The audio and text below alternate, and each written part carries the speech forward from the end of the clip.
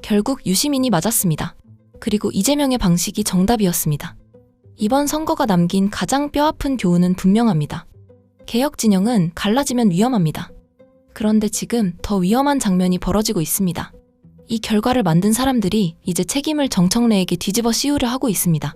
이미 시작됐습니다. 논점 비틀기, 원인과 결과 뒤집기, 책임 떠넘기기.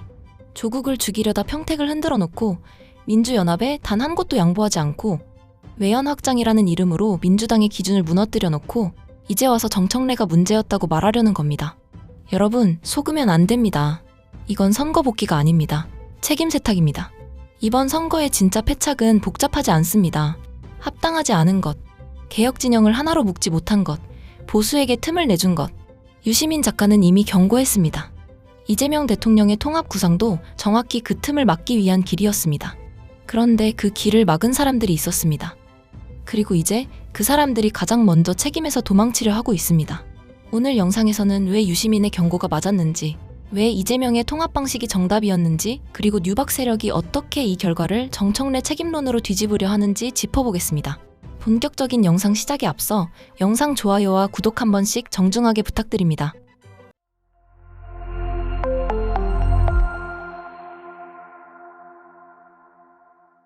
자, 이제 본론으로 들어가겠습니다.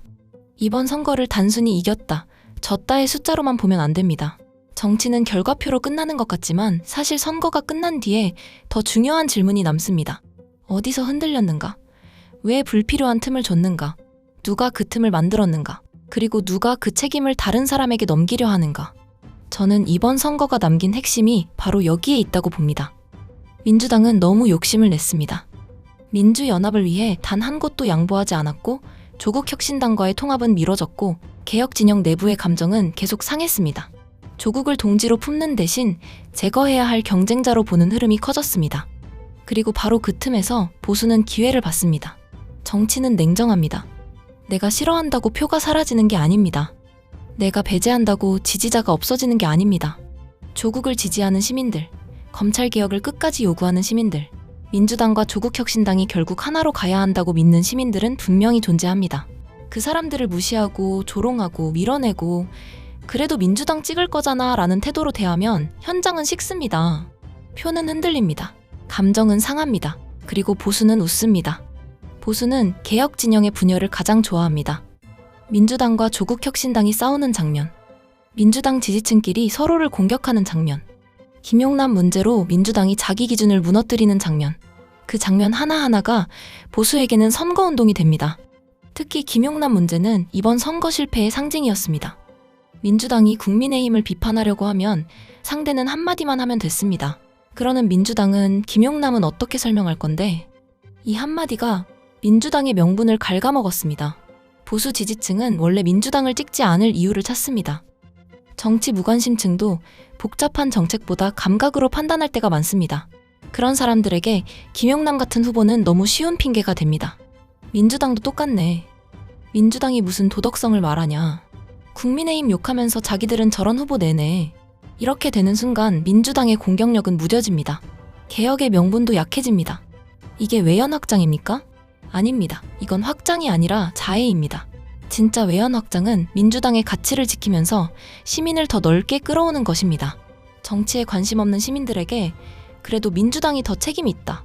그래도 민주당이 더 상식적이다. 그래도 민주당이 더 개혁적이다. 라는 믿음을 주는 것이 외연 확장입니다.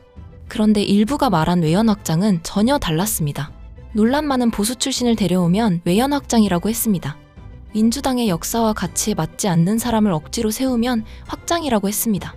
핵심 지지층이 분노해도 중도를 잡아야 한다고 했습니다. 당원들의 자존심이 무너져도 선거는 이겨야 한다고 했습니다. 그런데 그렇게 해서 무엇을 얻었습니까? 중도도 확실히 잡지 못하고 집토끼도 흔들었습니다.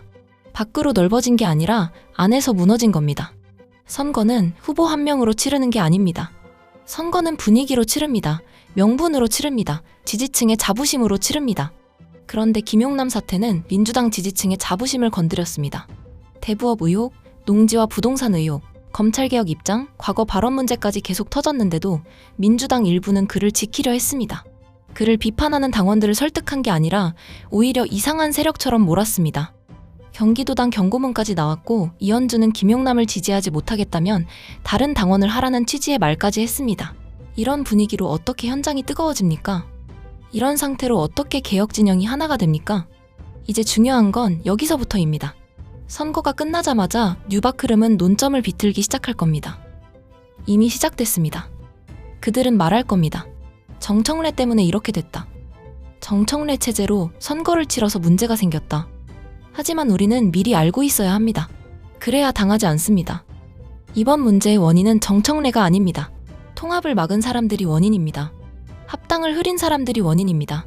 민주연합에 단 한 곳도 양보하지 않은 오만함이 원인입니다. 김용남 같은 후보를 외연 확장이라는 이름으로 밀어붙인 사람들이 원인입니다. 조국을 죽이면 민주당이 커진다고 착각한 사람들이 원인입니다. 그런데 이제 그 사람들이 책임을 피하려고 정청래를 칠 겁니다. 자기들이 배에 구멍을 내놓고 물을 퍼내던 사람에게 왜 배가 흔들렸냐고 따지는 겁니다. 자기들이 불을 질러놓고 불 끄던 사람에게 왜 연기가 났냐고 묻는 겁니다. 자기들이 분열을 만들고 그 분열의 결과가 나타나자 통합을 말하던 사람을 공격하는 겁니다. 그래서 우리는 정확히 물어야 합니다. 정청래가 합당을 막았습니까? 정청래가 조국을 죽이라고 했습니까? 정청래가 민주연합에 양보하지 말자고 했습니까? 정청래가 김용남을 외연 확장의 상징으로 밀었습니까? 정청래가 당원들을 세력이라고 몰았습니까? 정청래가 김용남 비판하는 당원에게 다른 당원을 하라고 했습니까? 아니라면 책임의 방향을 똑바로 봐야 합니다. 저는 이제 분명히 말해야 한다고 봅니다. 뉴 이재명은 없습니다. 이재명 대통령의 이름을 앞세운 괴상한 흐름만 있었을 뿐입니다. 이재명 대통령의 진짜 방식은 통합이었습니다.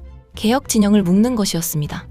민주당과 조국혁신당, 더 넓은 진보개혁 세력이 함께 가야 한다는 방향이었습니다. 그런데 어떤 사람들은 이재명 이름을 들고 정반대의 길을 갔습니다. 조국을 공격했습니다. 문재인을 조롱했습니다. 정청래를 흔들었습니다. 당원들을 세력으로 몰았습니다.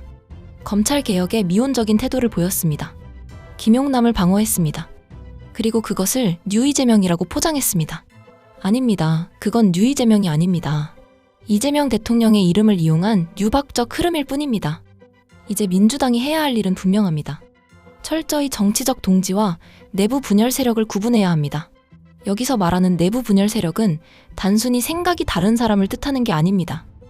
민주당 안에 있으면서 통합을 방해하는 사람들, 개혁 진영을 갈라치기 하는 사람들, 조국을 공격하면 민주당이 커진다고 착각하는 사람들, 외연 확장이라는 이름으로 민주당의 기준을 무너뜨리는 사람들, 당원들의 분노를 세력으로 몰고 책임은 정청래에게 떠넘기려는 사람들, 이런 흐름을 방치하면 안 됩니다. 정치적으로 정리해야 합니다.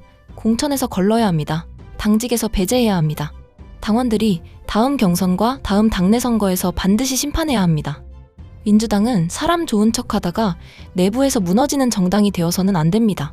개혁 정당이라면 개혁을 방해하는 흐름을 정리해야 합니다. 통합 정당이라면 통합을 깨는 흐름을 방치하면 안 됩니다. 당원 중심 정당이라면 당원을 겁박하는 사람들에게 책임을 물어야 합니다. 이번 선거가 남긴 교훈은 분명합니다. 유시민이 옳았습니다. 이재명의 통합 방식이 정답이었습니다. 개혁 진영은 갈라지면 위험합니다.